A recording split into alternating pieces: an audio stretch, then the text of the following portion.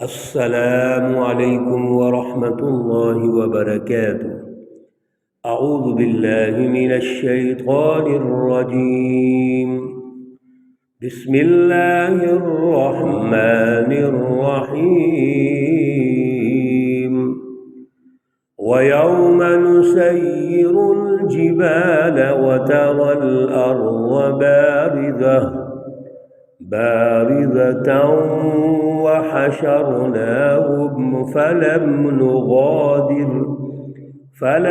نغادر منهم أحدا۔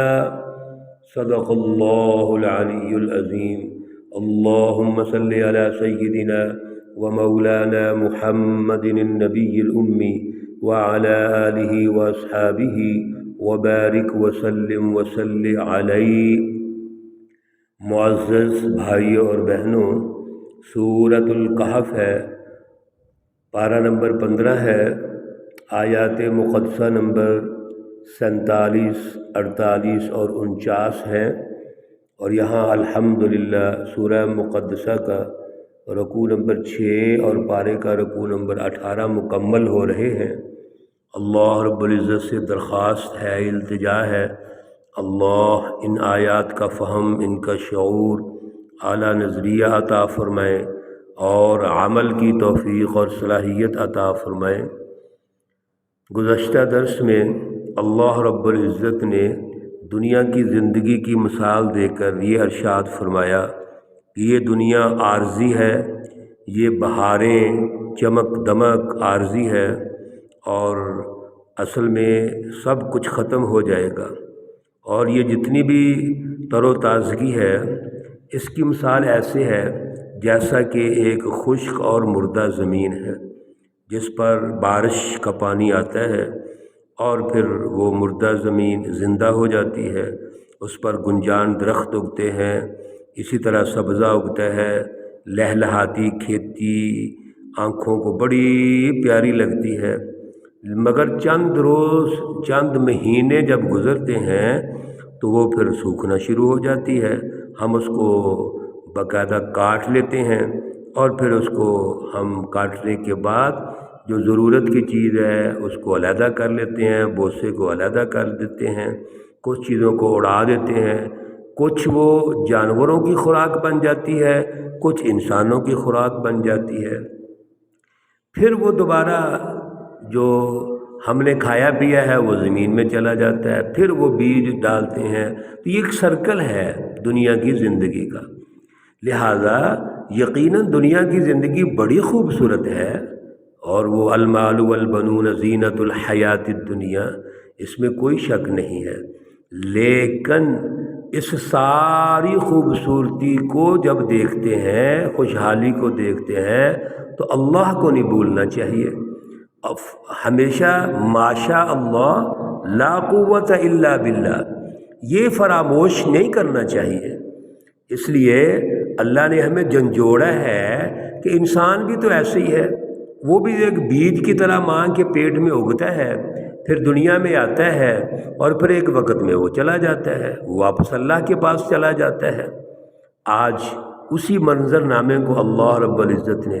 مزید آگے سمجھایا ہے آیت مقدسہ نمبر 47 میں، وَيَوْمَ نُسَيِّرُ الْجِبَالَ،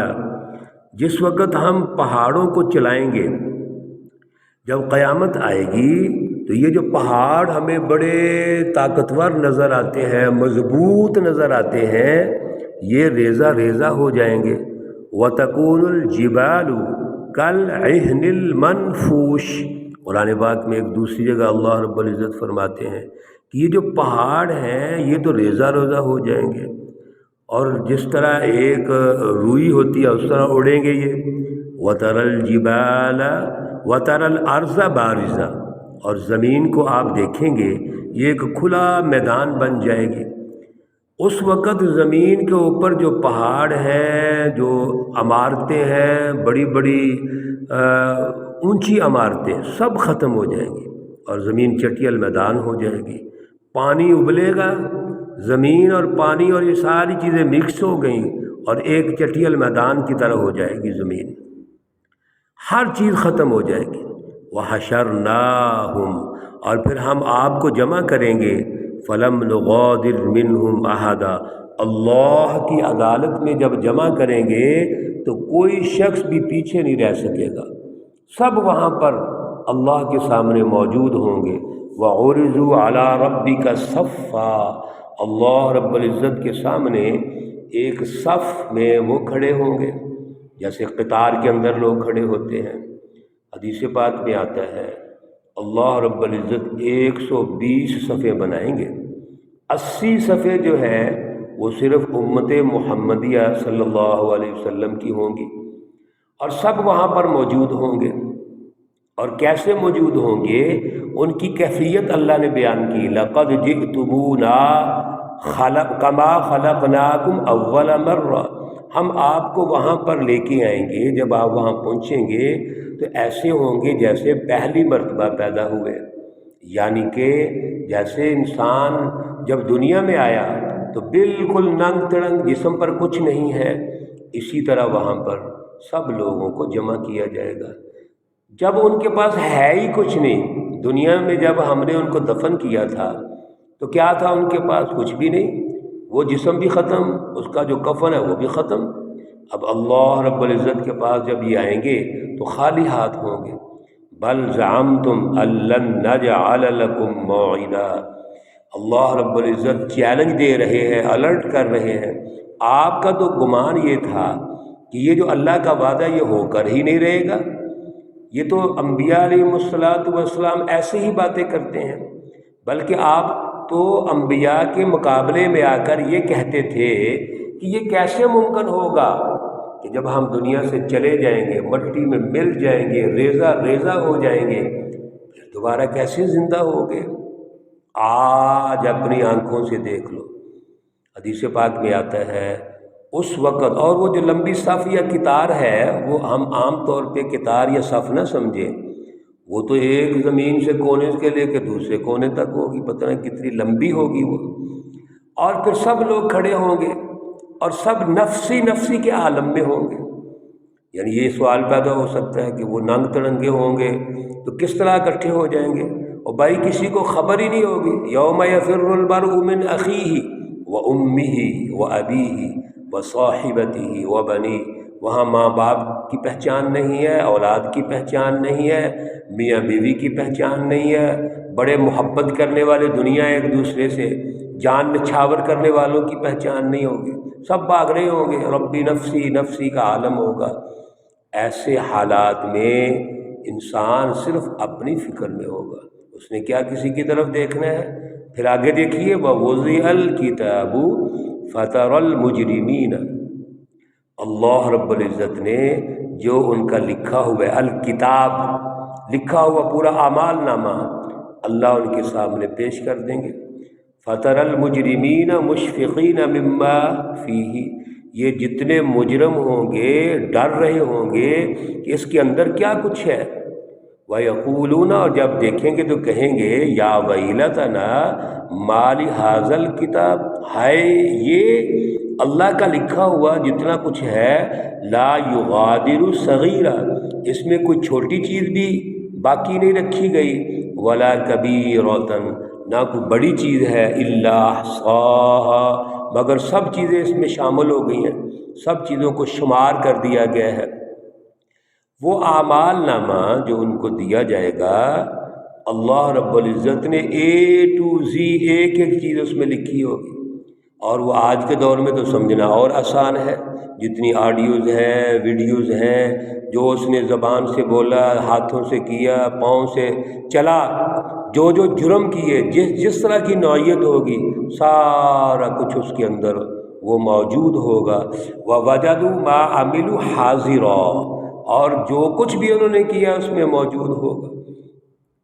ایک چیز کی بھی کمی نہیں ہوگی۔ جیسے قرآن پاک میں اللہ رب العزت فرماتے ہیں وَكُلَّ إِنسَانٍ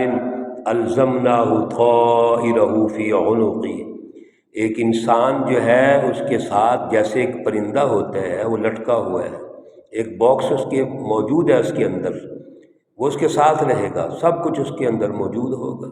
اور جس وقت وہ اللہ رب العزت کے سامنے پیش ہوں گے، ہم سب اللہ کے سامنے پیش ہوں گے تو وہ باکس کھولا جائے گا اور اس میں سارا کچھ موجود ہوگا،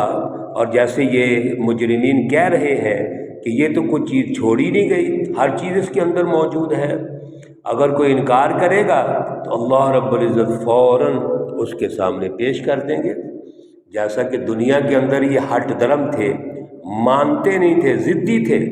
انبیاء علیہ الصلاۃ والسلام کو تسلیم نہیں کیا، حضور نبی اکرم صلی اللہ علیہ وسلم کو بھی تسلیم نہیں کیا، مذاق اڑایا، آگے سے بحث کرتے تھے، ضد کرتے تھے۔ یہ ماحول جب وہاں ہوگا تو اللہ اس کتاب نامے کو پیش کر دیں کہ دیکھو یہ سارا کچھ موجود ہے، اور جب یہ دیکھیں گے تو خود حیران ہوں گے، یہ تو سارا کچھ ہی لکھا ہوا ہے۔ میرے عزیزو، یہ اللہ رب العزت ہمیں بیان فرما کے، ارشاد فرما کے، رہنمائی دے کے اس منظر نامے کو پیش کر رہے ہیں جو قیامت کے دن آنا ہے۔ تو کیوں آج ہم اس کو سن کے اس پر عمل نہیں کر رہے، توجہ نہیں کر رہے؟ ہم آج جو ہمیں چل رہا ہے پتہ، ہمیں رہنمائی مل گئی، ہمیں سب کچھ پتہ چل گیا، آج ہم تو غور کر سکتے ہیں نا، کیوں نہیں کر سکتے؟ کیا ہم کل کو کہہ سکتے ہیں ہمیں رہنمائی نہیں دی گئی، ہمارے پاس نبی تشریف نہیں لائے، اللہ نے ہمیں سب کچھ نہیں بتایا؟ کیا ہم انکار کر سکتے ہیں؟ بھائی اگر نہیں کر سکتے تو آج سے غور و فکر شروع کر دو اور سنیے، وَلَا يَظْلِمُ رَبُّكَ أَحَدًا۔ ذرا غور کیجئے، کتنا پیارا جملہ اللہ ارشاد فرما رہے ہیں کہ ان پر ذرا بر بھی کسی ایک پر ظلم نہیں کیا جائے گا۔ یعنی اگر آپ کو یہ خطرہ ہے، بعض اوقات آج دنیا کی عدالتوں میں خطرہ ہوتا ہے کہ پتہ نہیں وہ زیادتی نہ کر دے چیف جسٹس، جیسے ہماری عدلیہ ہے فوراً بک جاتی ہے، فوراً غلط فیصلے کر دیتی ہے، تو چیف جسٹس کا ایک روب تو ہوتا ہے، لیکن یہ بھی احتمال ہوتا ہے کہ غلط فیصلہ نہ کر دے۔ اللہ نے فرمایا ایسا نہیں ہوگا، کسی پر کوئی ظلم نہیں، کوئی زیادتی نہیں، ہر ایک کو اس کا درست بدلہ دیا جائے گا۔ ہمیں اس پر غور کرنا ہے۔ اللہ رب العزت نے یہ جو منظر نامہ پیش کیا ہے قیامت کا، یہ بڑا سخت ہوگا، ہر شخص رب نفسی نفسی کرتا ہوگا۔ اللہ کے پیارے پیارے رسول نبی، صرف میرے پیارے رسول اکرم صلی اللہ علیہ وسلم کے بارے میں آتا ہے، وہ یا رب امتی کہیں گے، لیکن سارے اللہ کے نبی بھی یا رب نفسی نفسی کہتے ہوں گے۔ ہم کیا چیز ہیں اس وقت، اس سختی کے عالم میں ہم کیا چیز ہیں کہ دم مار سکیں؟ اس لیے اگر ہم چاہتے ہیں کہ اس سختی میں آسانی پیدا ہو تو آج ہمیں محنت کرنی پڑے گی۔ حدیث پاک میں آتا ہے کہ